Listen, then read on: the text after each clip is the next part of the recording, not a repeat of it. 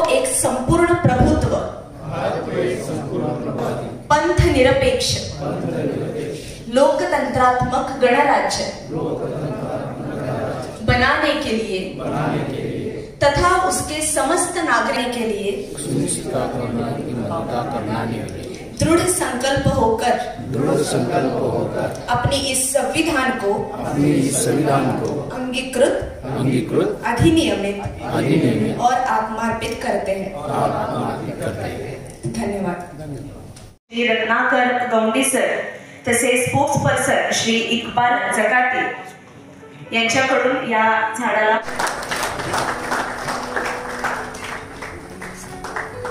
अशोक स्तंभाला सिंहाच्या 3च बाजू आपल्याला दिसतात, चौथी बाजू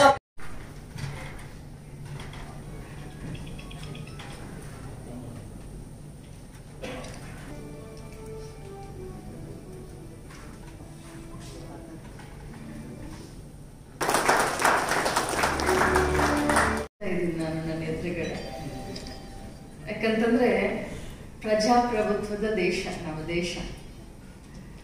ಈ ದೇಶದಲ್ಲಿ ಎಲ್ಲಿ ಪೊಲಿಟಿಷಿಯನ್ಸ್ಗಳಿರ್ತಾರೋ ಅಲ್ಲಿ ಮೀಡಿಯಾ ಇರುತ್ತೆ, ಎಲ್ಲಿ ಮೀಡಿಯಾ ಇರುತ್ತೋ ಅಲ್ಲಿ ಲಾಯರ್ ಇರ್ತಾರೆ, ಎಲ್ಲಿ ನಾವು 3 ಜನ ಇರುತ್ತೋ ಅಲ್ಲಿ ಪ್ರಜಾಪ್ರಭುತ್ವ ಇರುತ್ತೆ.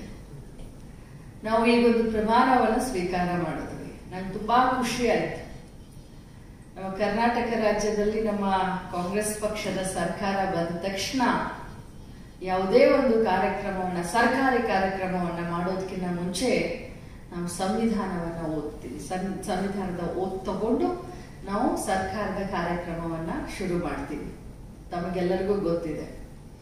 ಇವತ್ತು ನಾವೆಲ್ಲರೂ ಬಹಳ ನನ್ನ ಪ್ರಕಾರ ಎಷ್ಟು ಜನಸಂಖ್ಯೆ ಆಗಿದೆ ತೇಜಸ್ವಿ?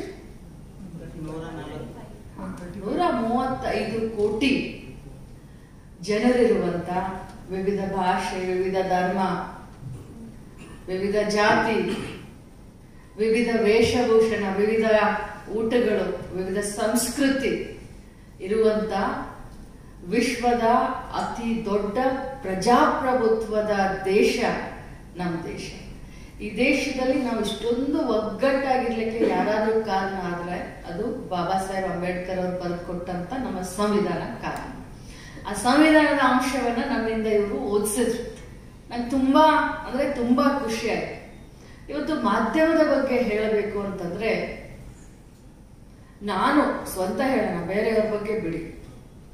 26 ವರ್ಷದ ನನ್ನ ರಾಜಕೀಯ ಅನುಭವದಲ್ಲಿ ನಾನು ಏನು ಕೆಲಸ ಮಾಡಿದ್ದೀನಿ ಅನ್ನೋದನ್ನ ಪ್ರಚಾರ ಮಾಡಿದವರು, ಸಮಾಜಕ್ಕೆ ತೋರಿಸಿದವರು ಮಾಧ್ಯಮದವರು. ಅದು ಡಿಜಿಟಲ್ ಮೀಡಿಯಾನೇ ಇರಲಿ, ಪತ್ರಿಕೆನೇ ಇರಲಿ, ಎಲೆಕ್ಟ್ರಾನಿಕ್ ಮೀಡಿಯಾನೇ ಇರಲಿ. ಇವತ್ತು ನಾನು ಬೆಳೆದಿದ್ದೀನಿ. ಇದಕ್ಕೆ ಏನಾದ್ರೂ ನನ್ನ ಶ್ರಮ ಇದ್ರೆ 50% ಮಾಧ್ಯಮದವರ ಸಹಕಾರ. ಅದು ಕೆಟ್ಟದ್ದಿದ್ದಾಗ, ನಾನೇನಾದ್ರೂ ತಪ್ಪು ಮಾಡಿದಾಗ ನನ್ನನ್ನು ತಿದ್ದಿದ್ದಾರೆ, ನಾನೇನಾದ್ರೂ ಒಳ್ಳೇದನ್ನ ಮಾಡಿದಾಗ ನನಗೆ ಶಬಾಷ್ಗಿರಿಯನ್ನ ಇದೇ ಮೀಡಿಯಾದವರು ಕೊಟ್ಟಿದ್ದಾರೆ. ಒಟ್ಟಿಗೆ ಇವತ್ತು ನನ್ನ ಒಂದು ವ್ಯಕ್ತಿತ್ವವನ್ನ ಸಮಾಜಕ್ಕೆ ತೋರಿಸಿದವರು ಮೀಡಿಯಾ. ನಾನು ಅದಕ್ಕೆ ಬಹಳಷ್ಟು ಋಣಿಯಾಗಿರ್ತೀನಿ. ಅದರಲ್ಲೂ 21ನೇ ಶತಮಾನದಲ್ಲಿ ನಾವೆಲ್ಲರೂ ಇದ್ದೀವಿ. ಇವತ್ತು ವಿಶ್ವ ಬಹಳ ಭಾರತ ದೇಶವನ್ನ ನೋಡ್ತಾ ಇತ್ತು. ಭಾರತ ದೇಶವನ್ನ ವಿಶ್ವಗುರು ಅಂತ ಹೇಳ್ತಾರೆ. ಸೊ ಇಂಥ ಸಂದರ್ಭದಲ್ಲಿ ಡಿಜಿಟಲ್ ಮೀಡಿಯಾನ ಪಾತ್ರ ಬಹಳಷ್ಟು ಮುಖ್ಯ. ತಾವು ಎಲ್ರಿಗೂ ಗೊತ್ತು, ನಮ್ಮ ಹತ್ರ ಈಗ ಏನು ನಾವು ಬೆಳೀತಾ ನಮ್ಮ ಹತ್ರ ಟೈಮ್ ಅನ್ನೋದು ಬಹಳಷ್ಟು ಕಡಿಮೆ ಆಗಿದೆ. ನಾನು ಓಡಾಡಿಕೊಂಡು ಮೊಬೈಲ್ನಲ್ಲಿ ನಿಮ್ಮ ಯೂಟ್ಯೂಬ್ ಚಾನೆಲ್ಗಳನ್ನ ಬಹಳ ನೋಡ್ತೀನಿ. ವಾಟ್ಸಪ್ ಗ್ರೂಪ್ಗಳನ್ನ ನಮ್ಮ ಬೆಳಗಾವಿನಲ್ಲಿ ತುಂಬಾ ಮಾಡಿದ್ರೆ, ಮೀಡಿಯಾ ಗ್ರೂಪ್ಗಳು ತುಂಬಾ ಇದ್ದಾವೆ. ಕ್ಷಣಾರ್ಧದಲ್ಲಿ ಇಡೀ ರಾಜ್ಯದಲ್ಲಿ, ಇಡೀ ದೇಶದಲ್ಲಿ, ಇಡೀ ವಿಶ್ವದಲ್ಲಿ ಆಗೋದನ್ನ ನಮ್ಮ ಡಿಜಿಟಲ್ ಮೀಡಿಯಾ ಫ್ರೆಂಡ್ಸು ಬಹಳ ಬೇಗ ಶೇರ್ ಮಾಡ್ತಾರೆ. ಅದರಿಂದ ನಾವು ಎನಿ ಕಂಡೀಷನ್ ನಾವು ಅಪ್ ಟು ಡೇಟ್ ಆಗಿಬಿಟ್ಟಿರ್ತೀವಿ. ಇವತ್ತು ನಾವು ಬಹಳಷ್ಟು ಅಪ್ ಟು ಡೇಟ್ ಯಾಕಾಗಿರ್ತೀವಿ ಅಂತಂದ್ರೆ ಬಿಕಾಸ್ ಆಫ್ ಡಿಜಿಟಲ್ ಮೀಡಿಯಾ. ಅಮೆರಿಕದಲ್ಲಿ ಏನಾದ್ರೂ ಒಂದು ಬಾಂಬ್ ಬಿದ್ದಿದೆ ಅಂತಂದ್ರೆ ಒಂದೇ ಒಂದು ನಿಮಿಷದಲ್ಲಿ ನನ್ನ ಮೊಬೈಲ್ ನಲ್ಲಿ ತಾವು ಡಿಜಿಟಲ್ ಮೀಡಿಯಾ ಮುಖಾಂತರ ನಮಗೆ ಸಂದೇಶವನ್ನ ಕೊಡ್ತೀರಾ, ನ್ಯೂಸ್ ಅನ್ನ ಬಿತ್ತರಿಸ್ತೀರಾ. ಸೊ ನಿಮ್ಮ ಪಾತ್ರ ಏನಿದೆಯಲ್ಲ, ಇದು ಬಹಳಷ್ಟು ಸಮಾಜದಲ್ಲಿ ಬಹಳಷ್ಟು ದೊಡ್ಡ ಜವಾಬ್ದಾರಿಯ ಪಾತ್ರ ಅಂತ ನನ್ನ ಅನಿಸಿಕೆ. ಯಾವುದೇ ಮೀಡಿಯಾ ಇದೆ, ಜವಾಬ್ದಾರಿಯ ಪಾತ್ರ. ಈಗ ಮಾತನಾಡಬೇಕಾದ್ರೆ ಹೇಳಿದ್ರು, ಸತ್ಯಕ್ಕೆ ಬಹಳಷ್ಟು ನಾವು ಹತ್ರ ಆಗಿ, ಸುಳ್ಳಿಗೆ ನಾವು ಯಾವತ್ತಿದ್ರೂ ವೈರಿಯಾಗಿ, ಸತ್ಯಮೇವ ಜಯತೆ ಅನ್ನೋದನ್ನ, ಧರ್ಮ ನಿರಪೇಕ್ಷಿತ, ರಾಜಕಾರಣದಲ್ಲಾಗ್ಲಿ ಸಮಾಜಕಾರಣದಲ್ಲಾಗ್ಲಿ ಎಲ್ಲ ರಂಗದಲ್ಲಿ ಎಲ್ಲ ಧರ್ಮಕ್ಕೆ ಸಮಾನವಾದಂತ ಅವಕಾಶ ಅಂತ ನಾವು ಒತ್ತು ತಗೊಂಡ್ವಿ.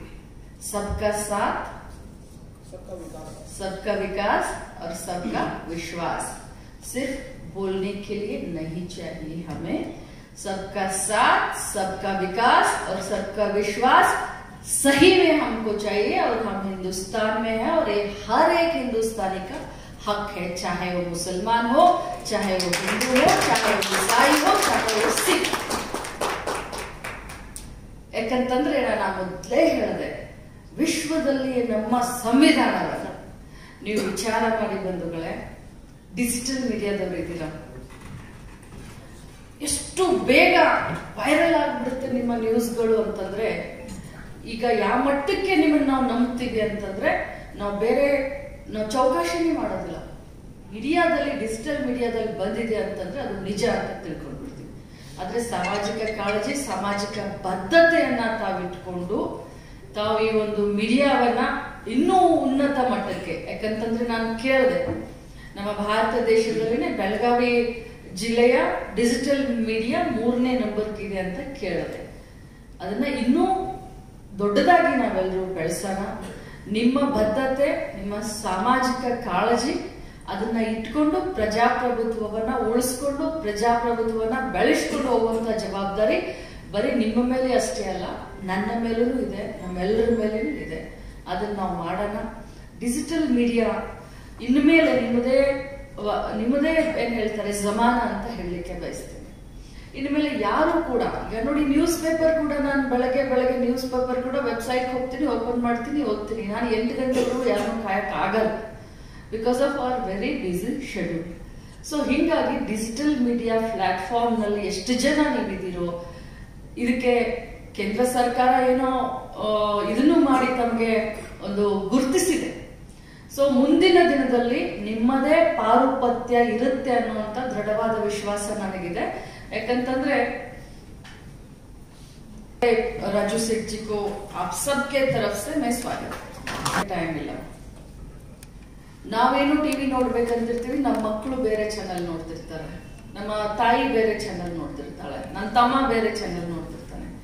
ಬಟ್ ನನ್ನ ಕೈಯಲ್ಲಿರುವಂತ ಮೊಬೈಲ್ ನನ್ನ ಜಗತ್ತು, what ever it may be, ನನ್ನ ಸ್ವತಂತ್ರ, ನನ್ನ ಮೊಬೈಲ್ ನಲ್ಲಿ ನಾನು ಏನಾದ್ರೂ ನೋಡ್ತೀನಿ. ಸೊ ಡಿಜಿಟಲ್ ಮೀಡಿಯಾ ಬಹಳ ಫಾಸ್ಟ್ ಆಗಿ, ಬಹಳ ವೇಗವಾಗಿ ಬೆಳೀತಾ ಇದೆ. ನಾನು ಪದೇ ಹೇಳ್ತೀನಿ, ನಿಮ್ಗೆ ಒಳ್ಳೇದಾಗ್ಲಿ. ಬಟ್ ನಿಮ್ಮ ಸಾಮಾಜಿಕ ಬದ್ಧತೆ ಮತ್ತು ಕಾಳಜಿಯನ್ನ ಇಟ್ಕೊಂಡು ತಾವು ಮುಂದುವರಿರಿ ಅಂತ ಹೇಳ್ತಾ, ಈ ಕಾರ್ಯಕ್ರಮದಲ್ಲಿ ಭಾಗವಹಿಸಿ ನನಗೆ ನಿಜವಾಗ್ಲೂ ಖುಷಿ ಆಯ್ತು. ನಿನ್ನೆ ನನ್ನ ಬ್ರದರ್ ಬಂದಾಗ ಹೇಳ್ತಾ ಇದ್ದೆ, ನೀವು ನನ್ನ ಒಬ್ಬಳನ್ನೇ ಕರಿತೀರಾ, ಬೇರೆಯವ್ರು ಯಾರು ಬರೋದಿಲ್ಲ, ನನ್ನ ಒಬ್ಬಳನ್ನೇ ಕರಿತೀರಾ ಅಂತ ನಾನು ಅವ್ರಿಗೆ ಜೋರ್ ಮಾಡ್ತಾ ಇದ್ದೆ. ಯಾಕಂತಂದ್ರೆ ನಾನು ಉಡುಪಿ ಜಿಲ್ಲಾ ಉಸ್ತುವಾರಿ, ನನ್ ಹೇಗಾಗಿದೆ ಅಂದ್ರೆ ಬರ್ಮುಡಾ ಟ್ರಾವೆಲರ್ ಆಗ್ಬಿಟ್ಟಿದ್ದಾರೆ. ಒಮ್ಮೆ ಬೆಳಗಾವಿ, ಒಮ್ಮೆ ಬೆಂಗಳೂರು, ಒಮ್ಮೆ ಉಡುಪಿ. ಬೆಳಗಾವದಲ್ಲಿದ್ದಾಗ ಬೆಂಗಳೂರು ಲೊಕೇಶನ್ ಸ್ವಿಚ್ ಆಫ್ ಆಗುತ್ತೆ, ಬೆಂಗಳೂರಿನಲ್ಲಿದ್ದಾಗ ಉಡುಪಿ ಲೊಕೇಶನ್ ಸ್ವಿಚ್ ಆಫ್ ಆಗುತ್ತೆ. ಹಿಂಗೆ 3 ಕಡೆ ಒಬ್ಬ ಹೆಣ್ಮಗಳಾಗಿ ಪ್ರದಕ್ಷಿಣೆ ಹಾಕ್ತಾ ಇದ್ದೀನಿ. ಸೊ ನನ್ನ ಒಂದು ಬಿಸಿ ಶೆಡ್ಯೂಲ್ ನಲ್ಲಿ ಬಹಳಷ್ಟು ಪ್ರೀತಿಯಿಂದ ನಿಮ್ಮ ಕಾರ್ಯಕ್ರಮಕ್ಕೆ ಒಂದು ಶುಭವನ್ನ ಹಾರೈಸಿದ್ದೀನಿ. ಒಳ್ಳೇದಾಗ್ಲಿ. ನಿಮ್ಮ ಡಿಜಿಟಲ್ ಮೀಡಿಯಾ ಬೆಳೆಸಲಿಕ್ಕೆ ನನ್ನ ಕಡೆಯಿಂದ ಒಬ್ಬ ಜವಾಬ್ದಾರಿ ಪ್ರಜೆಯಾಗಿ ನನ್ನ ಕಡೆಯಿಂದ ಏನೆಲ್ಲ ಮಾಡಬೇಕು ಅದನ್ನ ನಾನು ಖಂಡಿತ ಮಾಡ್ತೀನಿ. ನಾನು ಯಾವತ್ತೂ ಕೂಡ ಅದು ಪ್ರಿಂಟ್ ಮೀಡಿಯಾ ಇರಲಿ, ಎಲೆಕ್ಟ್ರಾನಿಕ್ ಇರಲಿ, ಡಿಜಿಟಲ್ ಇರಲಿ, ಯಾವತ್ತೂ ನಾನು ಅದನ್ನ ಇದು ಹೆಚ್ಚು ಇದು ಕಡಿಮೆ ಅಂತ ನಾನು ತಾರತಮ್ಯ ಯಾವತ್ತೂ ಮಾಡಿಲ್ಲ. ಇನ್ ಮುಂದೂ ಕೂಡ ನಿಮ್ಗೆ ಸಹಕಾರ ನೀಡ್ತೀನಿ ಅಂತ ಹೇಳಿ ಇನ್ನೊಮ್ಮೆ ತಮ್ಗೆಲ್ರಿಗೂ ಶುಭಾಶಯ ಕೋರ್ತಾ, ನನಗೆ ಈಗ 4 ಕಡೆ ಕಾರ್ಯಕ್ರಮ ಇದೆ, ನನಗೆ ಹೋಗ್ಲಿಕ್ಕೆ ತಾವು ಅನುವು ಮಾಡಿಕೊಡ್ಬೇಕು ಅಂತ ಕೇಳಿ ನನ್ನ ಮಾತನ್ನು ಮುಗಿಸ್ತೀನಿ. के बारे में बताने की कोशिश की गई है, खासकर आखिर में उन तमाम पत्रकारों की तस्वीरें दिखाई गई जिन्हें या तो गिरफ्तार किया गया या फिर उन्हें मार दिया गया, के बाद फिर से इन्हें जेल भेज दिया गया। पैगाम के इत्तेहाद पत्रिका के वो खुद संपादक है। इत्तेहाद सिंह की तरह हमेशा पर्दे के हमारे सभी पत्रकार मित्रों को यह दर्शाता है।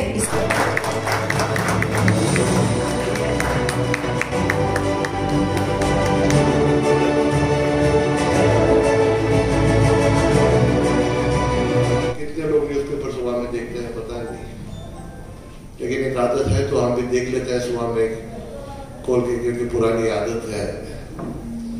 But it is reduced because you come directly and immediately. जो न्यूज है आपका फास्ट आ जाता है, दूसरे दिन सुबह के इंतजार नहीं, टाइम लाइक नहीं, कुछ नहीं. आप you are just getting it directly what is happening.